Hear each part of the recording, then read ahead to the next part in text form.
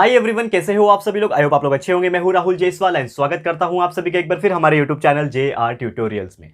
Friends, आज again आपके सामने एक मोस्ट इंपॉर्टेंट हमारे 9th स्टैंडर्ड के हिस्ट्री सब्जेक्ट का लेकर आ गया दोस्तों, जिसमें आज के दिन हम लोग पढ़ने वाले हैं हमारा एक न्यू चैप्टर। एक बहुत ही बढ़िया चैप्टर आपके लिए स्टार्ट करने जा रहे हैं दोस्तों, जिसका नाम है चेंजिंग लाइफ पार्ट 1। ठीक है, तो चेंजिंग लाइफ है क्या एक्चुअली। देखो यार, हमारे अगर आप हिस्टोरिकल बैकग्राउंड में आप झांकोगे, जैसे कि आपने बहुत सारे चैप्टर्स इस हिस्ट्री के अंदर आपने पढ़ा होगा, आपके 9th स्टैंडर्ड के अंदर पढ़ा होगा, आपके इसके प्रीवियस स्टैंडर्ड में 8th स्टैंडर्ड में भी आपने पढ़ा होगा। तो कहीं ना कहीं जब हम थोड़ा सा अपना पुराना हिस्ट्री जब देखते हैं, चाहे वो 1000 सेंचुरी के पहले का जो हिस्ट्री है वो हो, ठीक है, जब हमारे देश के बहुत सारे ऐसे ऐसे महान राजा थे जिन्होंने पूरी दुनिया के ऊपर राज किया था, ऐसे थे। चाहे उसके बाद सल्तनट्स आ गए, सल्तनत जो हमारे भारत के ऊपर कब्जा जमा के उन्होंने राज किया, उसके बाद मुगल्स आ गए, उसके बाद ब्रिटिश आ गए। तो कहीं ना कहीं हमारे भारत देश के ऊपर बहुत सारे लोग ने राज किया और उसके हिसाब से हमारी जो लाइफ थी वो अकॉर्डिंगली चेंज होती गई।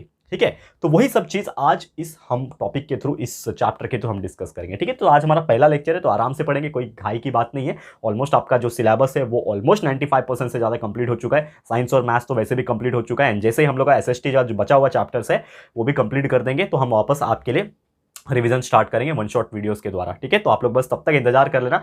बाकी तब तक तो 10th स्टैंडर्ड के लिए हम लोग वन शॉट बना रहे हैं, क्योंकि वो लोग का बोर्ड एग्जामिनेशन नजदीक है। तो प्लीज इस चीज के लिए सपोर्ट कर देना। आप लोग कमेंट करते हो कि सर हमें भी वन शॉट दो, मिलेगा यार, आपको भी मिलेगा। जैसे मैंने बोला है, वादा किया है, और राहुल सर आपका वादा, अपना वादा हमेशा निभाते हैं, जैसा आप जानते हो। लेकिन उसको थोड़ा सा समय दे दो। आपका अभी एग्जाम के वो टाइम है, जो मेन एग्जाम होगा उसके लिए टाइम है। तब तक आपका वन शॉट सिलेबस भी हो जाएगा और वन शॉट भी हो जाएगा, बिल्कुल चिंता मत करना। तब तक अच्छे से हमारे वीडियोस जो बन चुके हैं साइंस के, मैथ्स के, उसको रेगुलर वीडियोस को अच्छे से देखते रहो और कंसेप्चुअल नॉलेज को जितना हो सके उतना क्लियर कर लो। ठीक है ना, तभी तो मजा आएगा रिवीजन में। ठीक है, शुरुआत करें आज के इस वीडियो की। तो देखो, सबसे पहले अगर हम बात करेंगे चेंज इन लाइफ की, जैसा मैं बोल रहा था कि अकॉर्डिंगली हमारा जो लाइफ था, एकदम पहले की भी बात कर लेते हम लोग, सल्तनत का टाइम की बात कर लेते, तो उस प्रकार के वहां पे ऐसे बहुत सारे लोग थे, अलग अलग राजा लोग थे, अलग अलग देश से इन्वेड करके आए थे। ठीक है ना, तो उसके बाद धीरे धीरे कहीं ना कहीं मुगल्स आ गए। ठीक है ना, बाबर आया। ठीक है, बाबर के बेटा हुमायूं, अकबर, इस प्रकार के कई सारे जो एम्परर थे, मुगल एम्परर्स, उन्होंने राज किया। तो उस टाइम पे भी जो नॉर्मल ह्यूमन लाइफ थी वो बहुत डिफरेंट थी, बहुत डिफिकल्ट भी थी, क्योंकि कई सारे लोग को वो चीज़ करने की आज़ादी नहीं थी। लेकिन एक टाइम आ गया दोस्तों, ब्रिटिश का टाइम। ठीक है ना, ब्रिटिश का टाइम हम क्यों ज़्यादा याद करते हैं, क्योंकि बहुत सारे ऐसे लोग मानते हैं कि ब्रिटिश वॉज वेरी क्रूअल। लेकिन उसके पहले भी जो लोग थे, हम वो भी उनका हिस्ट्री भी जानते हैं। जितना हमारे सिलेबस में हमने पढ़ा है, जितना हिस्ट्री हम जानते हैं, उसके हिसाब से हम लोग बोल सकते हैं क्रूअल तो सब थे। ठीक है, लेकिन ब्रिटिश के बारे में हमें थोड़ा ज़्यादा पढ़ना पड़ता है, बिकॉज वो प्रॉपर गवर्नमेंट के साथ हम पे राज करके गए, हमें लूट के गए, इस प्रकार की कई सारी चीज़ें किए। तो ब्रिटिशर्स जो थे उस टाइम पे, जो ह्यूमन लाइफ थी, इंडियन ह्यूमन लाइफ थी, वो काफ़ी ज़्यादा डिफरेंट थी। हमें कोई चीज़ करने की आज़ादी नहीं थी, एक्सेप्ट एंड अनलेस कि आप बहुत बड़े राजा क्यों ना हो। अगर आप राजा रहोगे तो आप कुछ कर सकते थे, अदरवाइज नॉर्मल एक इंसान हो तो आपको नॉर्मल तरीके से ज़िंदगी जीने का हक था। तो बहुत डिफिकल्ट थी लाइफ। फिर जैसे जैसे क्या हो गया कि ब्रिटिश के साथ हमने लड़ाइयाँ लड़ी। कैसी लड़ाइयाँ? नॉन वायलेंस मूवमेंट हमारे गांधी जी ने लड़ी। ठीक है ना, फ्रीडम फाइट किया, फ्रीडम ऑफ इंडिपेंडेंस, जिसमें बहुत सारे इंडियंस ने अपनी लाइफ की कुर्बानी दी कहीं ना कहीं। ठीक है ना, इतने सारे शूरवीर, भगत सिंह जैसे लोग, चंद्रशेखर आज़ाद जैसे लोग, उसके बाद सुभाष चंद्र बोस जैसे लोग, ठीक है, पंडित जवाहरलाल नेहरू, ठीक है ना, जो कि हमारे फर्स्ट प्राइम मिनिस्टर रहे हैं, हमारे गांधी जी। तो इस प्रकार के कई सारे महान लीडर्स जिन्होंने अपनी सैक्रिफाइसेस किए, जिन्होंने अपना टाइम दिया, जिन्होंने अपना सब कुछ दिया, तब जाके हमें आज़ादी मिली। फिर आज़ादी मिलने के बाद 1947 में जब हमें आज़ादी मिल गई दोस्तों, उसकी वो टाइम पे अगर आप इमेजिन कर सकते हो, तो वो टाइम पे भी जो ह्यूमन लाइफ होगी, जो हम जैसे इंसान लोग थे, उस टाइम पे भी जो ह्यूमन लाइफ होती होगी वो काफ़ी ज़्यादा अलग होती होगी। क्यों? क्योंकि उस टाइम पे ना तो टेक्नोलॉजी था, ना तो इंडस्ट्रियलाइजेशन था, ना तो फैक्ट्रीज थी। बस लोगों को एक चीज़ पता था कि हम जो है अब अंग्रेज के चंगुल से आज़ाद हो चुके हैं, ये बस पता था उनको। लेकिन नॉर्मली अगर आप थोड़ा अभी सर खुजा के सोचोगे ना, हाँ ऐसा था, तो आप इमेजिन कर सकते हो। क्योंकि देखो, हम नए जनरेशन के लोग हैं। ठीक है ना, हम जो है ये नए जनरेशन के लोग हैं। हमको क्या मालूम, हमको तो हर चीज़ जो है हमारे मुंह के अंदर मिल जाता है। मम्मी खाना दो, मम्मी खाना ला के देती है, मम्मी पानी दो, पानी ला के देती है। ठीक है ना, अभी तो मैं बड़ा हो गया, अभी नहीं देती है, लेकिन आप लोग को मिलता होगा। ठीक है ना, है कि नहीं? आप लोग तो छोटे ही हो ना अभी। तो हमारा इस टाइप का जनरेशन है। लेकिन सोचो यार, जो हमारे फादर्स और उनके फादर और उनके फादर का जो जनरेशन रहा होगा, लाइक हमारे एक दो जनरेशन पहले की अगर हम बात करें, तो उनकी जो लाइफ होगी काफ़ी ज़्यादा डिफिकल्ट होती होगी। बस उनको क्या करने आता होगा, नॉर्मली वो क्या काम करते होंगे, वो ये करते होंगे क्योंकि उनके हाथ में क्या होता था, बेसिकली उस टाइम पे एग्रीकल्चर रिलेटेड काम बहुत ज़्यादा होता था। Agriculture was the main primary occupation of our countrymens. ठीक है, जितने भी लोग थे हमारे कंट्री में, एग्रीकल्चर जो है मेन एक तरीके से माना जाता था, क्योंकि लोग सिर्फ खेती करते थे, खेती करके अनाज उगाते थे और वही खाते थे और कुछ अनाज को बेचते भी थे। ताकि कुछ पैसे आ जाए और कुछ अनाज को बेचने के बाद जो है उस प्रकार की चीज़ें होती थी। कुछ ऐसे व्यक्ति थे जिन्होंने धीरे धीरे पढ़ाई करना शुरू किया। तो इस तरीके से लाइफ जो है धीरे धीरे क्या हो गई, चेंज हो गई। 1947 के बाद अगर थोड़ा सोचोगे तो 1947 के बाद हमारी गवर्नमेंट बनी, 1950 में कॉन्स्टिट्यूशन लिखा गया, संविधान बाबा साहेब अम्बेडकर और उनकी टीम ने मिलकर संविधान लिखा गया, कुछ रूल्स बनाए गए कि हमारे देश में इस प्रकार इलेक्शन होंगे, इस प्रकार की गवर्नमेंट बनेगी, इस प्रकार का एजुकेशन प्रोवाइड होगा, इस प्रकार का डिफेंस एक्टिविटीज़ होना चाहिए, ये हमारा बॉर्डर है। इस प्रकार से कई सारी चीज़ें जो है वो आने लगी। तो धीरे धीरे लोगों को समझ में आया कि हाँ, हमें भी अपनी लाइफ को अकॉर्डिंगली चेंज करना चाहिए। जो पहले के लोग एडुकेशन को ज़्यादा भाव नहीं देते थे, एडुकेशन क्या है, बहुत गिने चुने ऐसे लोग जो होते थे जो बाहर देश जाके एडुकेशन लेके आते थे, क्योंकि हमारे देश में उस लेवल का एडुकेशन नहीं मिलता था। लेकिन धीरे धीरे जब हमारी गवर्नमेंट बनी, गवर्नमेंट ने सोचा कि हम जो है एडुकेशन के ऊपर भी फोकस करेंगे, क्योंकि पढ़ेगा इंडिया तभी तो बढ़ेगा इंडिया, इस प्रकार की चीज़ें। ये तो डायलॉग अभी वाला है, लेकिन कहीं ना कहीं उनका भी जो सोचने का तरीका होगा वो यही होगा। क्योंकि अगर आप पढ़ोगे नहीं, जैसे आप नॉर्मल तौर पर अगर देखा जाए तो आप अभी 9th स्टैंडर्ड में हो और आपको अगर मैं बोल दूं बच्चे लोग 9th स्टैंडर्ड बस हो गया, आप पढ़ाई मत करना, ठीक है, 9th स्टैंडर्ड बस हो गया, तो आप मानोगे क्या? मेरी बात नहीं मानोगे, अरे सर क्या उल्लू बना रहे हो,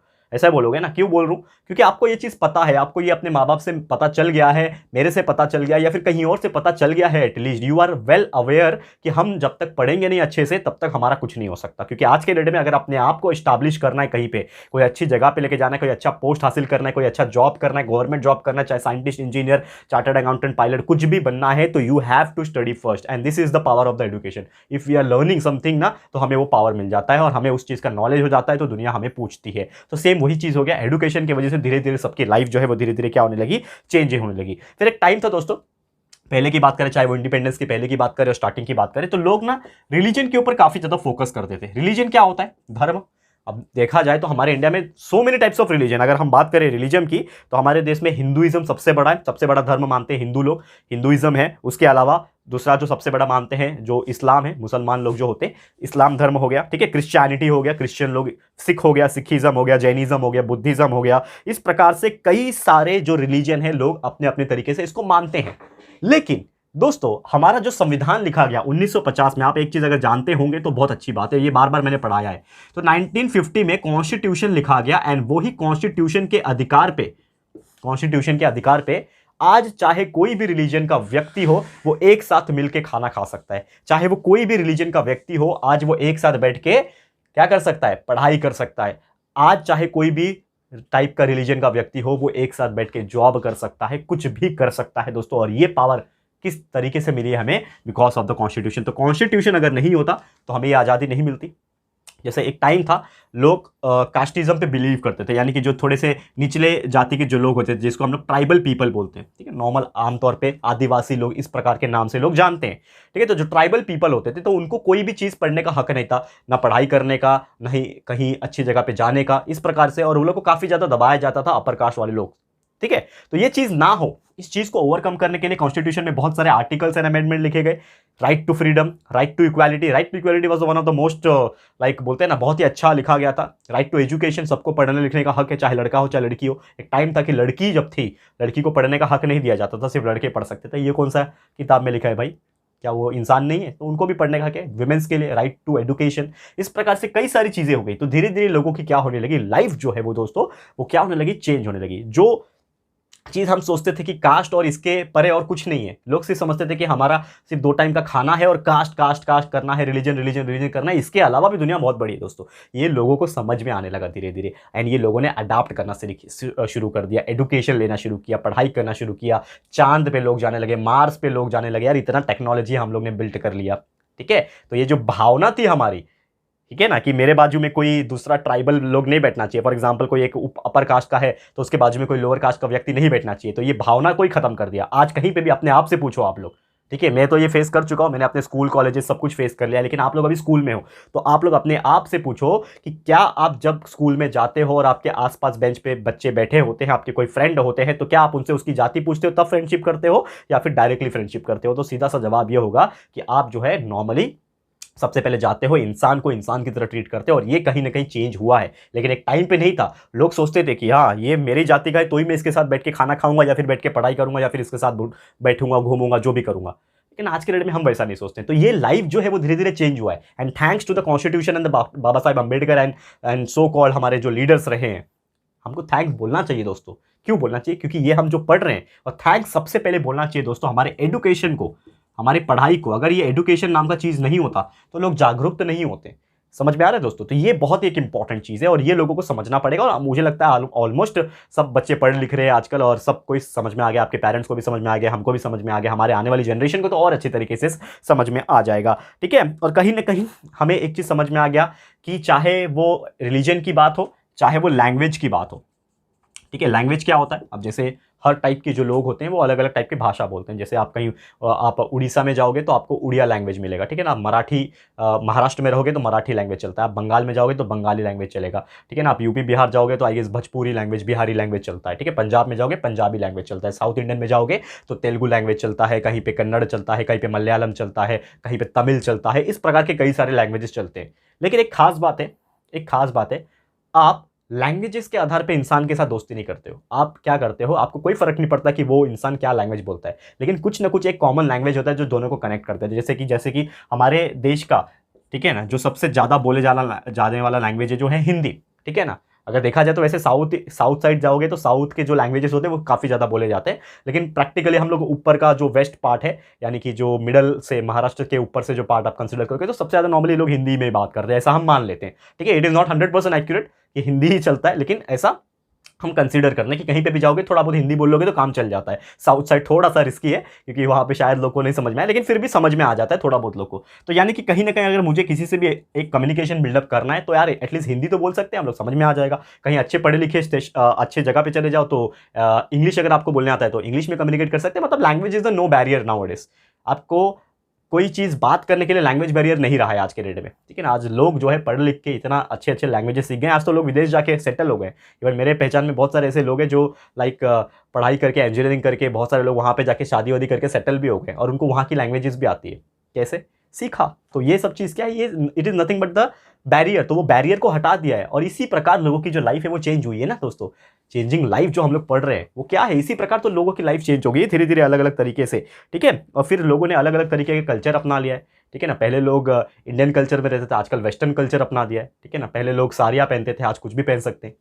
कोई रोक सकता है क्या? कोई जज नहीं कर सकता। कोई जज कर रहा है मतलब उसका माइंडसेट छोटा है, नैरो माइंडेड है, ऐसा हम लोग बोल सकते हैं। कुछ भी पहन सकते हैं, कुछ भी खा सकते हैं।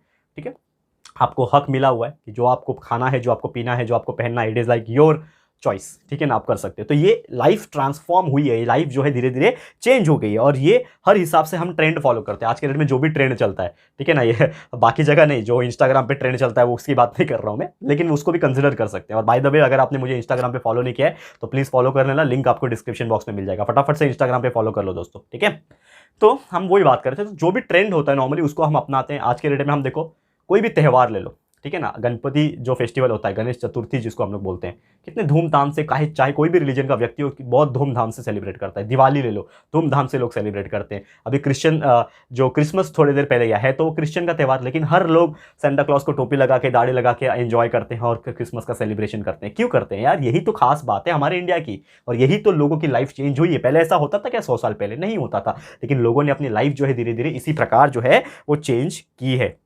आज आप कहीं पे भी रेस्टोरेंट में जाते हो खाना खाने के लिए, ठीक है, तो आप रेस्टोरेंट में अगर जाओगे, ठीक है, आपने कुछ ऑर्डर दिया तो आप ये नहीं देखते हो कि हमारे आसपास कौन बैठा है तो इंसान ही। आप ये नहीं देखते हो कि मेरे बाजू में कोई दूसरा लैंग्वेज बोलने वाला बैठा है या फिर दूसरा रिलीजन का व्यक्ति जो है, बंदा है, बंदी है, जो भी है वो बैठी है। कोई फर्क नहीं पड़ता। आप अपना जाते हो, आपने खाना का ऑर्डर दिया, आपका खाना आया, आपने खाना खाया और एंजॉय किया। ये है आपका लाइफ चेंज। यहाँ पे आपकी लाइफ चेंज हुई है। नहीं तो पहले के ज़माने में नहीं, अरे इसके साथ मैं कैसे बैठ के खा सकता हूँ, अरे तू नीचे जाति का है, तू नीचे बैठ के खाएगा, मेरे सामने कैसे तू मेरे सामने सीट पे बैठ सकता है। होता था इस प्रकार के, सही सही बोल रहा हूँ मैं। नॉर्मली अगर आप थोड़ा सोचोगे और पुराना चीज़ रिसर्च करोगे तो ये होता था। लेकिन आज देखो लाइफ कितनी चेंज हो गई है। आज कोई फर्क नहीं पड़ता। रेस्टोरेंट में घुसने के लिए आपको कोई अपना जाति प्रमाण पत्र नहीं दिखाना पड़ेगा, आपको रिलीजन एक सर्टिफिकेट नहीं दिखाना पड़ेगा, आपको स्टेटस नहीं दिखाना पड़ेगा वेदर यू आर रिच और नॉट। हाँ, बहुत सारे रेस्टोरेंट और बहुत सारे हाई फाई रेस्टोरेंट है जो ड्रेस कोड वगैरह अप्लाई करते हैं। मैंने सुना था बीच में दिल्ली में एक बार हुआ था कि उसने साड़ी पहन के नहीं गई तो उसको बाहर निकाल दिया, साड़ी पहन के गई तो उसको बाहर निकाल दिया। वेस्टर्न ड्रेस चलता है वहाँ पे। तो ये अपने अपने रेस्टोरेंट वाले का नियम है, वो मैं उसकी बात नहीं करूँगा, लेकिन फिर भी कंसिडरेबल अगर बात किया जाए तो आपको कोई पूछेगा नहीं। आप जस्ट जाओगे, आपने बैठा, आपके पास थोड़े पैसे हैं, आपने ऑर्डर दिया, खाना खाया, आप चले गए, कोई पूछने नहीं वाला। बिकॉज यहाँ पे एक वो फ्रीडमनेस मिला है हमें, ठीक है ना, वो एलिजिबिलिटी है हमारे पास। तो ये सब चीज़ हो गया, ठीक है। अब एक और चीज़ पढ़ने वाले हम लोग यहाँ पे, जो कि बहुत अच्छा टॉपिक है, जिसका नाम है, ये तो बेसिक चीज़ है, बहुत सारी चीज़ हमने डिस्कस करी। एक और बहुत अच्छा चीज़ है, द इंस्टीट्यूशन ऑफ फैमिली। ठीक है ना। फैमिली का एक इंस्टीट्यूशन होता है, जैसे इंस्टीट्यूशन को अगर हम नॉर्मल सिंपल लैंग्वेज में अगर मैं बात करूं, जो फैमिली होती है, पहले के ज़माने में लोग जो है बहुत ही जॉइंटेड फैमिली में रहते थे। जैसे आप जानते हो जॉइंटेड फैमिली क्या होता है कि हमारे पेरेंट्स, उनके भी पेरेंट्स, हो सकता है उनके भाई बहन, मतलब सब पूरा खानदान एक साथ मिलकर एक ही घर में रहता था। बहुत बड़े बड़े घर होते थे पहले, पुश्तैनी घर, उसमें लोग जॉइंटेड फैमिली में रहते थे। लेकिन वो बहुत डिफिकल्ट हो जाता था क्योंकि बहुत सारे ईगो क्लैश होते थे, बहुत सारे लोग का जो आइडियोलॉजी होता था, जो थिंकिंग होता था, जो सोचने का तरीका होता था, काम करने का तरीका होता था, वो डिफरेंट होता है। तो एक साथ मिलकर रहना थोड़ा डिफिकल्ट होता था। लेकिन वो चीज़ें धीरे धीरे चेंज हुई। आज के डेट में लोग न्यूक्लियर फैमिली में रहते हैं। न्यूक्लियर फैमिली मतलब क्या होता है, सिर्फ हस्बैंड एंड वाइफ रहेंगे और उनके बच्चे रहेंगे उनके साथ में, और या फिर हो सकता है उनके कोई मॉम या फिर डैड उनके साथ में। That is known as a nuclear family. ठीक है ना। जैसे एग्जांपल के तौर पे बात किया जाए कि मैं एक न्यूक्लियर फैमिली में फिलहाल रहता हूँ, मैं जो शहर में रहता हूँ मेरे पेरेंट्स के साथ। तो मेरे पेरेंट्स है, मतलब मेरे मॉम है, मेरे डैड है, मैं हूँ और एक मेरा छोटा भाई है। हम लोग 4 लोग की छोटी सी फैमिली है। ये क्या हो गई, न्यूक्लियर फैमिली। ठीक है। और एक ज्वाइंट फैमिली होती थी। तो ये चेंजेस भी आई है लोगों के लाइफ में, धीरे धीरे ये चेंजेस आए हैं, और ऐसे कई सारे चेंजेस लोगों ने बिंदास अडाप्ट किया है। और इसी प्रकार जो है इंडिया धीरे धीरे आगे बढ़ रहा है, वेस्टर्न कल्चर को भी अडाप्ट किया है, वेस्टर्न चीज़ों को धीरे धीरे सीखा है, और ये सब चीज़ आगे भी चलता आएगा। क्लियर है। तो उम्मीद करता हूँ कि ये चीज़ आपको बहुत अच्छी तरीके से समझ में आ गया होगा। तो दोस्तों फिर इसी के साथ आज का ये वीडियो मैं समाप्त करना चाहूँगा। जैसे मैंने बोला पहला लेक्चर है, छोटा सा लेक्चर है, कंसेप्चुअल नॉलेज पूरा एक्सप्लेन कर दिया कि क्या होता है चेंजिंग लाइफ। यही सब चीज़ बेसिक नॉलेज है दोस्तों, जो आपको ओन लैंग्वेज में भी आना चाहिए, एक तरीके से अंदर से आना चाहिए वो सब चीज़, और वही हमने एक्सप्लेन करने की कोशिश की है। तो इसी के साथ आज का लेक्चर समाप्त करूँगा। लेकिन फटाफट से लेक्चर नंबर 2 भी लेके आऊँगा, टेंशन मत लेना, जिसमें हम बहुत सारी चीज़ें, सामाजिक कार्य हो गए, फिर पब्लिक रिलेटेड बात हो गई, इस प्रकार की कई सारी चीज़ें हम इस लेक्चर में, लेक्चर नंबर 2 जो कि अगला होगा, हम फटाफट से डिस्कस कर लेंगे। तो आज का वीडियो इसी के साथ समाप्त होता है। ये वीडियो आपको कैसा लगा है प्लीज़ हमें कमेंट करके बताइएगा, अपनी राय और सजेशन जरूर से दीजिएगा। दोस्तों वीडियो पसंद आया है, अच्छा लगा है, यूजफुल लगा है तो प्लीज़ वीडियो को लाइक कीजिएगा, शेयर जरूर से कर देना, अपने सारे फ्रेंड्स एंड रिलेटिव्स को फटाफट से शेयर कर दो दोस्तों। एंड अगर आपने अभी तक इस चैनल को सब्सक्राइब नहीं किया तो फटाफट से हमारे चैनल को भी सब्सक्राइब कर देना, साथ ही में एक बेल आइकन होता है उसको प्रेस कर देना, ताकि फ्यूचर में हम कभी भी कोई भी वीडियोस को अपलोड करेंगे तो आप लोग को नोटिफिकेशन मिलती रहेगी। ठीक है फ्रेंड्स, तो मिलते हैं हमारे अगले वीडियो में। ये वीडियो देखने के लिए thank you and good bye.